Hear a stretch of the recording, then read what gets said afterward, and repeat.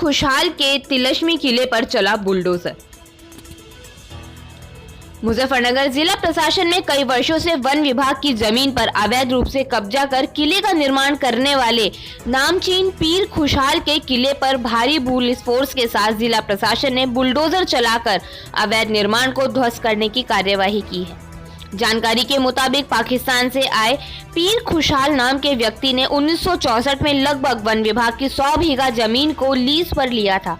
समय के साथ साथ पीर खुशहाल ने उसी जमीन पर अवैध निर्माण करते हुए मस्जिद और एक किले का निर्माण किया था, जिसमें 400 से ज्यादा कमरे बनाए गए थे। साथ ही किले की निगरानी के लिए सीसीटीवी कैमरे और सैकड़ों की संख्या में सुरक्षा कर्मी तैनात किए गए थे। पीर खुशहाल के इस तिलस्मी किले को आज तक कोई भेद नहीं पाया था। शत्रु की माने तो पीर खुशहाल उसके परिवार के सैकड़ों सदस्यों के 2 ट्रक एलपीजी गैस सिलेंडर और आए दिन बड़ी तादाद में रसद सामग्री अरब देशों से हुई फंडिंग से मुहैया कराई जाती थी। आपको बता दें कि ये जनपद मुजफ्फरनगर का वो इलाका है जो महाभारत काल से जुड़ा हुआ है। यहाँ सैकड़ों श्रद्धालु प्रति वर्ष पिंडदान और धार्मिक अनुष्ठान के लिए आते हैं।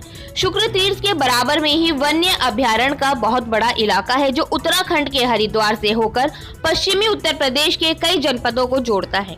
इसी इलाके में एक क्षेत्र ऐसा भी है जहां काला बादशाह की कई वर्षों से सत्ता चली आ रही है। ये वो शख्स है जिसे लोग पीर खुशहाल के नाम से जानते हैं। पीर खुशहाल ने सन 1964 में अपनी सल्तनत की शुरुआत की थी। उसके बाद उसने अपनी सल्तनत को राजनीतिक नेताओं में भी बढ़ाया। उसका वर्चस्व बढ़ता ही चला गया। 1969 में पीर खुशहाल ने अपना भारतीय मूल निवास प्रमाण पत्र बनवाया, जिसे तत्कालीन जिलाधिकारी द्वारा जारी किया गया था। पीर खुशहाल की ख्याति इतनी बढ़ी कि राजनेताओं के साथ साथ अधिकारी भी उनकी चौखट पर दर्शन के इंतजार करने लगे।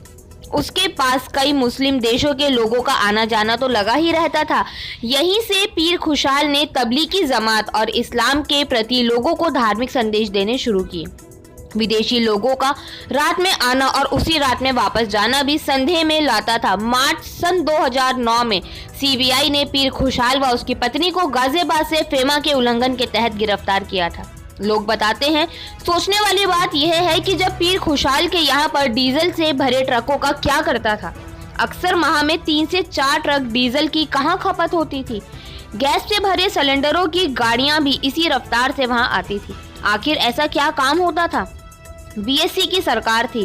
7 अप्रैल 2009 को मुख्यमंत्री मायावती के विशेष सचिव कुंवर फतेह बहादुर व डीजीपी करमवीर सिंह आए थे मुजफ्फरनगर और पत्रकारों के द्वारा पीर खुशहाल के बारे में पूछने पर तत्कालीन CDO Ravindra Godbole SP city Rajiv Malhotra को मौके पर भेजकर कार्यवाही का आश्वासन दिया गया था। लेकिन सपा और बसपा की सरकार में पीर खुशहाल के खिलाफ कार्यवाही सिर्फ कागजों पर की गई। लेकिन सत्ता परिवर्तन के बाद भाजपा के कार्यकाल में एक बार फिर आज बुधवार देर शाम को जिला प्रशासन ने भारी पुलिस फोर्स के साथ बिहारगढ़ किले पर पहुंची और पीर खुशहाल के साम्राज्य को नेस्तनाबूद करने का बीड़ा उठाया। अपर जिलाधिकारी प्रशासन ने जानकारी देते हुए बताया कि डीएफओ द्वारा अवगत कराया गया था कि बिहारगढ़ का प्रकरण है, जिसमें वन विभाग जमीन की लीज खत्म हो गई थी। माननीय उच्च न्यायालय निर्णय भी वन विभाग के फेवर में आया था। इसके अलावा हाई कोर्ट और शासन भी इसकी समीक्षा करता है। इसमें निस्तारण के लिए आदेश दिए जाते हैं, जिसमें माननीय उच्च न्यायालय में आदेशों का अनुपालन करते हुए उसी क्रम में अवगत भी कराया गया था। आज इनकी लीज समाप्त हो चुकी थी। इनको 2 बार नोटिस भी भेजा गया है। नोटिस के बाद भी इसको खाली नहीं कराया गया। वन विभाग ने वहां पर अपना बोर्ड भी लगाया था। डीएफओ साहब की टीम द्वारा पुलिस प्रशासन के साथ मिलकर वहां पर कब्जा मुक्त कराने की कार्यवाही की गई है। यह जमीन लगभग 100 बीघा के आसपास बताई जा रही है। उस पे कुछ निर्माण किया हुआ है जिसे ध्वस्त किया जा रहा है। यह जमीन शासन की तरफ से 30 साल पहले लीज पर दी गई थी। इसकी लीज 2 बार समाप्त भी हो चुकी थी। डीएफओ साहब ने बताया था कि लास्ट आदेश हाई कोर्ट का था। उसके बाद 2 नोटिस भी जारी किए गए थे। पीर खुशहाल हैं जिनको लीज दी गई थी। इस जमीन पर पाए आवास बने हुए हैं, कुछ बैरक बने हुए थे, मस्जिद बनी हुई है। उनके बैरक खाली थे, उन्हें ध्वस्त किया जा रहा है। पीर खुशहाल ने न सिर्फ मुस्लिम समाज के लोगों को गुमराह किया है, बल्कि विदेशों से होने वाली फंडिंग का इस्तेमाल सरकारी जमीन पर अवैध निर्माण करने के लिए किया है। पीर खुशहाल ने 3 महिलाओं से शादी की, जिसमें एक पाकिस्तान से है और एक अफगानिस्तान की महिला है। मुजफ्फरनगर से इंडिया प्लस न्यूज के लिए काजी अमजद। मेरा जान तो मैं शाम में दोबारा गई यहाँ से, तकलीफ में मेरा मुंह सूजा हुआ था, फिर भी मैं गई और मेरी तरफ से आदमी जा चुका था, उन्होंने सारी वो दे दी थी, एप्लीकेशन भी तमाम, उस नोटिस का हमने पूरा जवाब दे दिया था। क्या आप इस भवन को खाली करेंगे? मेरे मरने के बाद तो हो सकता है, मेरे मरने के बाद मेरी लाश यहाँ से उठ के जा सकती है, इसलिए कि या मेरे पूर्वज हैं, मेरे शौहर हैं, मेरे गुरु हैं, मेरे पीर हैं। मैं मर जाऊंगी, ये मुझे कोई खड़े हुए आए प्रशासन कहे कि जी आपको हम गोली मारेंगे, मार दे मेरी गोली, मैं मौत से नहीं डरती, मार दो मेरी गोली, कोई बात नहीं, मर जाऊंगी, यहीं दफन कर देना बस। मेरे छोटे छोटे बच्चे,